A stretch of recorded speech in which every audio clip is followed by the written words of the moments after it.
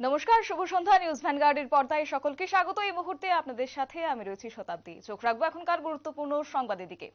North east development কমিশনের বৈঠকে আজ যোগ দিতে শিলংয়ে উপস্থিত হয়েছেন মুখ্যমন্ত্রী। অর্থাৎ রাজ্যের উন্নয়ন নিয়ে একাধিক বিষয়ে উন্নয়ন নিয়ে কথা বলবেন ডক্টর মানিক সাহা। এছাড়াও বৈঠকে থাকার কথা কেন্দ্রীয় স্বরাষ্ট্রমন্ত্রী অমিত শাহের। আবারও জানিয়ে রাখছি, রাজ্যের উন্নয়নমূলক একাধিক বিষয় নিয়ে আজ কথা বলবেন রাজ্যের মুখ্যমন্ত্রী ডক্টর মানিক সাহা। এছাড়াও এই বৈঠকে উপস্থিত থাকবেন কেন্দ্রীয় স্বরাষ্ট্রমন্ত্রী অমিত শাহ।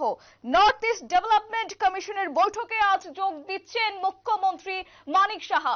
গোটা বিষয় নিয়ে আমরা যাব, আমাদের প্রতিনিধি রয়েছে নিউজ রুম থেকে, সরাসরি যাব, কি বলছেন শুনবো। সুপ্রীতি, আজকে মুখ্যমন্ত্রী গিয়েছেন শিলংয়ে, একাধিক বিষয় নিয়ে আজ কথা বলবেন তিনি। বৈঠক কি আদতে শুরু হয়েছে বা কখন শুরু হয়েছে? দেখো শতাব্দী, এই মুহূর্তে যে খবর আমরা পেয়েছি সূত্র মারফত, আজকে দুপুর 3টের বিমানে মুখ্যমন্ত্রী ডক্টর মানিক সাহা তিনি রওনা দিয়েছেন শিলং এর উদ্দেশ্যে, এবং সেই জায়গাতে চলছে নর্থ ইস্ট ডেভেলপমেন্ট কমিশনের পক্ষ থেকে বিশেষ বৈঠক।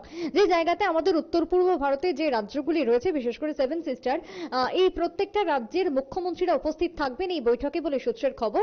এবং বৈঠকে মূলত উত্তর পূর্বকে কিভাবে উন্নয়নের দিকে এগিয়ে নিয়ে যাওয়া যায়, কিভাবে ডেভেলপ করতে হবে, সেই সমস্ত বিষয়ে কার্যত আলোচনা এবং বৈঠক চলবে বলেই আগাম খবর সূত্র মারফত।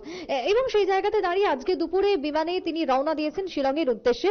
এবং তার পাশাপাশি এই যে বৈঠক, যে বৈঠকের কার্যত পৌরোহিত্য করবেন বিজেপির second in command Amit Shah বলে এখনো পর্যন্ত সূত্রের খবর। যদিও আমরা সেই জায়গা থেকে সঠিকভাবে খবর না পেলেও আগাম আভাস যেটুকু পাচ্ছি, সেই সম্ভাবনা থেকেই তোমাকে বলছি যে এই মুহূর্তে বৈঠকের যিনি পৌরোহিত্য করবেন তিনি আর কেউ নয়, তিনি বিজেপির পক্ষ থেকে কার্যত তিনি থাকছেন। বিশেষ করে তিনি অমিত শাহ, স্বরাষ্ট্রমন্ত্রী সেকেন্ড ইন কমান্ড, তিনি উপস্থিত থাকবেন বৈঠকের পুরো পৌরোহিত্য করার জন্য। উত্তর পূর্বাঞ্চলে যে সমস্ত রাজ্যগুলি রয়েছে প্রত্যেকটা রাজ্যের মুখ্যমন্ত্রীদের উপস্থিতি থাকার কথা রয়েছে এই এনআইসির বৈঠকে।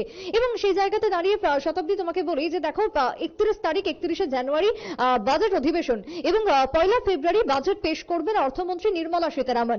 সেই জায়গাতে দাঁড়িয়ে রাজ্যের ক্ষেত্রে কি কি উন্নয়ন প্রয়োজন রয়েছে, রাজ্যের কোন কোন খাতে অর্থ বরাদ্দ করলে ভালো হয় রাজ্যের ক্ষেত্রে, আখেরে এই বিষয়গুলো মুখ্যমন্ত্রী তুলবেন এই বৈঠকের মধ্যে, যেমনটা আগাম ইতিমধ্যেই খবর উঠে আসছে সূত্র মারফত। বিশেষ করে কয়েকদিন আগে রাজ্যে শীতকালীন অধিবেশন সম্পন্ন হয়েছে। সেই অধিবেশনে বিরোধীদের পক্ষ থেকে যে যে বিষয়গুলো উত্থাপিত করা হয়েছিল, যা যা প্রশ্নবাণ সহ্য করতে হয়েছিল ট্রেজারি বেঞ্চকে, সেই সমস্ত বিষয়ে আদতেও রাজ্যের উন্নয়ন সম্ভব কিনা, বা রাজ্যের উন্নয়নের ক্ষেত্রে কোন কোন খাতে কতটা টাকা কেন্দ্র বরাদ্দ করতে পারে চলতি মাসের এই যে বাজেট অধিবেশন শুরু হতে চলেছে, সেই অধিবেশনে এই সম্পর্কিত তথ্যই মুখ্যমন্ত্রী পেশ করবেন বলে আপাতত খবর। এবং তিনি আজকের বিমানেই তিনি রওনা দিয়েছেন। আগামী দিনে এই বৈঠক চলবে বেশ কয়েকদিন এবং তারপরে তিনি রাজ্যে ফিরবেন। অর্থাৎ আজকে দাঁড়িয়ে যদি 18 তারিখে এই বৈঠক শুরু হয়, 18, 19, 20 পরপর 3টে দিন এই বৈঠক চলবে, তারপরে তিনি রাজ্যে আসবেন বলে ইতিমধ্যেই সূত্র মারফত খবর আমরা পাচ্ছি। শতাব্দী, একদমই। আরেকটি বিষয় জানতে চাইবো যে রাজনৈতিকভাবে মুখ্যমন্ত্রীর আজকের এই সফর কতটা গুরুত্বপূর্ণ? দেখো, রাজনৈতিকভাবে এই সফর ভীষণই তাৎপর্যপূর্ণ বলেই মনে করছে রাজনৈতিক মহল, একাংশ মহল। কারণ কি, যে সামনেই 2024-এর লোকসভা ভোট, আমরা 2024-এর একেবারে জানুয়ারিতে পা রেখে দিয়েছি। সেই জায়গাতে দাঁড়িয়ে লোকসভা ভোটের সময় কিন্তু আর খুব একটা বেশি হাতে নেই। 2 থেকে 3 মাস পরেই সেই ভোটের যাবতীয় দিনক্ষণ ঘোষণা হয়ে যাবে। তার জন্য প্রস্তুতি শুরু হয়ে গেছে প্রতিটা দলের মধ্যে। শাসক থেকে বিরোধী কেউ কোনো অংশে পিছিয়ে থাকতে নারাজ। এই যে প্রস্তুতি চলছে, তারই আগ মুহূর্তে লোকসভা ভোটের আগে শেষ বাজেট পেশ করবেন অর্থমন্ত্রী নির্মলা সীতারামন। তাই এই যে বৈঠক, তা অত্যন্ত গুরুত্বপূর্ণ, অত্যন্ত তাৎপর্যপূর্ণ বলেই মনে করা হচ্ছে রাজনৈতিক মহল থেকে। যদিও সেই জায়গাতে এই যে নর্থ ইস্ট ডেভেলপমেন্টের যে বৈঠক চলছে শিলংয়ে, সেই বৈঠকে উপস্থিত থাকার কথা রয়েছে অমিত শাহ। তিনি যদিও অর্থমন্ত্রী না হলেও, যেহেতু তোমাকে বারবার বলছি যে বিজেপির সেকেন্ড ইন কমান্ডই হচ্ছেন তিনি, তাই তিনি যদি সমস্ত বিষয় আশয় খতিয়ে দেখেন কোন কোন রাজ্যের ডেভেলপমেন্টের ক্ষেত্রে কোন কোন খাতে অর্থ বরাদ্দ করা প্রয়োজন, সেই সমস্ত বিষয় যদি তিনি খতিয়ে দেখেন, তাহলে তিনি সেই প্রশ্ন, তিনি সেই উত্তর গিয়ে জানাবেন একেবারে দিল্লিতে অর্থমন্ত্রীর কানে গিয়ে তিনি তুলতে পারবেন। তাই সেই জায়গাতে দাঁড়িয়ে অমিত শাহ তিনি বিশেষভাবে এই বৈঠকে রয়েছেন, বিশেষভাবে তিনি পৌরোহিত্য করছেন বৈঠককে এগিয়ে নিয়ে যাওয়া হবে। আগামী দিনে একটাই কথা যেটা বলার, যে এই উত্তর পূর্বাঞ্চল আমাদের যে রাজ্য রয়েছে ত্রিপুরা, উত্তর পূর্বাঞ্চলের মধ্যে ত্রিপুরার ক্ষেত্রে কোন কোন জায়গাতে উন্নয়ন প্রয়োজন রয়েছে, যার মধ্যে বিরোধীরা বারবার শিক্ষা থেকে শুরু করে কর্মসংস্থানের দাবিতে সোচ্চার হয়েছে। আগামী দিনেও তারা সোচ্চার হবে যদি এক্ষেত্রে রাজ্য সঠিকভাবে কোনো পদক্ষেপ গ্রহণ না করে। এবং এই মুহূর্তে দাঁড়িয়ে রাজ্যের কাছে এটাই সুযোগ লোকসভার আগে রাজ্যকে এগিয়ে নিয়ে যাওয়া এবং সেই জায়গায় দিল্লির কানে সঠিকভাবে সঠিক সময়ে সঠিক তথ্য তুলে দেওয়া। সেই উদ্দেশ্যে কার্যত এই বিশেষ বৈঠক। এবং এই বৈঠকে মুখ্যমন্ত্রী আজকে রওনা দিয়েছেন যোগদানের জন্য।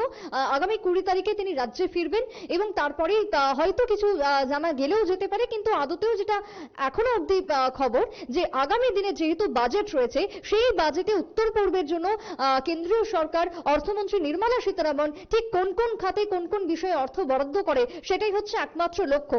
এবং যে যে ক্ষেত্রে তিনি অর্থ বরাদ্দ করবে তার পেছনে জানতে হবে যে আজকের এই বৈঠক যথেষ্ট তাৎপর্যবাহী এবং ইঙ্গিতপূর্ণ, কারণ এই বৈঠক থেকে কিন্তু যাবতীয় সিদ্ধান্ত হবে যে কোন কোন খাতের জন্য কেন্দ্র কত টাকা বরাদ্দ করতে পারে। তাই এই বৈঠক যেমনটা তুমি বলছিলে যে কতটা তাৎপর্যপূর্ণ, রাজনৈতিকভাবে ভীষণই তাৎপর্যপূর্ণ, অন্যদিকে মৌলিকভাবেও যদি দেখি বৈঠক যথেষ্টই তাৎপর্যপূর্ণ বলেই মনে করছেন একাংশ মহল।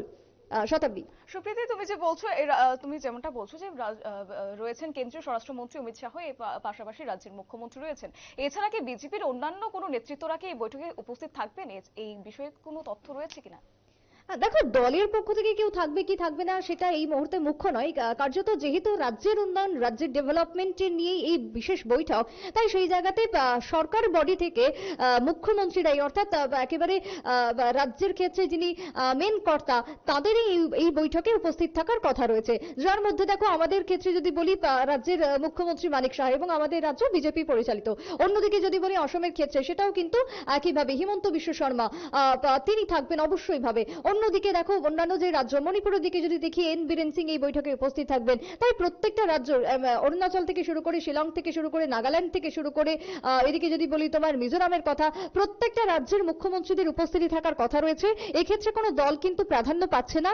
মূলত হচ্ছে যে লোকসভা ভোটের আগে এই মুহূর্তে কেন্দ্রের যে লক্ষ্য, তা হচ্ছে নর্থ ইস্টকে কিভাবে ডেভেলপমেন্ট করা যায়, কিভাবে ডেভেলপ করা যায়, সেই চিন্তাই রয়েছে। তাই সেই জায়গাতে যদি দলকে কোথাও প্রাধান্য দেওয়া যায়, তাহলে এক্ষেত্রে ভোট বাক্সে তার প্রভাব পড়তে পারে। কারণ যদি বিরোধী দলের ক্ষেত্রে সেই রাজ্যকে যদি কেন্দ্র সঠিকভাবে কোনো অর্থ বরাদ্দ না করে, বা সেই রাজ্যের জন্য যদি কোনো রকম ভাবে কোনো কিছু ঘোষণা না করেন অর্থমন্ত্রী লোকসভার আগে, তাহলে সব থেকে বড় প্রভাব পড়বে ভোট বাক্সে। তাই এই মুহূর্তে দাঁড়িয়ে এই যে অধিবেশন শুরু হবে বাজেটের, সেক্ষেত্রে আমার মনে হয় না যে দলকে প্রাধান্য দেওয়া হবে। সেই জায়গাতে কিসে প্রাধান্য দেওয়া হবে না, জনগণকে। জনগণের কার্যত যে চাহিদা রয়েছে, সেই চাহিদাকে মাথায় রেখে কিভাবে উন্নত করা যায়, সেই উন্নয়নের দিকগুলোকে মাথায় রেখে কিন্তু এই বৈঠক অনুষ্ঠিত হচ্ছে এবং চলবে বলেই খবর। যেমনটা তোমাকে আমি এক্ষুনি বলে রাখি, প্রধানমন্ত্রী তিনি কিন্তু ইতিমধ্যে এই যে বিকশিত ভারত সংকল্প যাত্রা, এই প্রসঙ্গে তিনি যে বলেছেন, যে তথ্য দিয়েছেন, যে এই যে বিরসা মুন্ডার জন্মদিনের দিন অর্থাৎ 15 নভেম্বর থেকে যে যাত্রা শুরু হয়েছিল, তা এখনো পর্যন্ত চলতি মাসে দাঁড়িয়ে তা 15 কোটি মানুষের কাছে পৌঁছেছে। অর্থাৎ সেই জায়গাতে দাঁড়িয়ে 15 কোটি মানুষ তো একটা নির্দিষ্ট জায়গা বা নির্দিষ্ট দল, নির্দিষ্ট পার্টির ক্ষেত্রে সম্ভব নয়। সেক্ষেত্রে কি করতে হবে না, প্রত্যেকটা রাজ্যের ক্ষেত্রে সেই যাত্রাকে পৌঁছে দিতে হবে, মানুষের সঙ্গে জনসম্পর্ক বাড়াতে হবে। তাহলেই কি হবে, তাহলেই নরেন্দ্র মোদী সরকার দ্বিতীয়বার বা পুনরায় আমরা বলতে পারি যে ক্ষমতায় অধিষ্ঠিত হবে। তাই সেই জায়গাতে দাঁড়িয়ে এই মুহূর্তে যেহেতু লোকসভা রয়েছে, তাই দল খুব একটা প্রাধান্য পাচ্ছে না।